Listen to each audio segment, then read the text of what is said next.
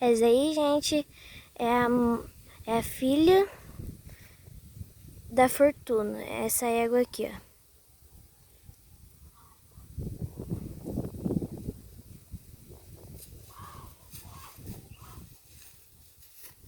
Aí galera, é que eu tenho falando, eu mexo com mangalá, que é machador, meu irmão Matheus também, Leão também, me ajudando a mexer com cavalo, o Marco, agora você mandar um salve pro meu tio Geninho, minha tia, e agora tem a filha da Fortuna tá aqui, é a mangalarga também, é a machificada, logo ela tá aí machando junto com nós aí, com a Fortuna aí, Fortuna. E a Deus quiser, tipo, se você tem um sonho, galera, não desista do seu sonho.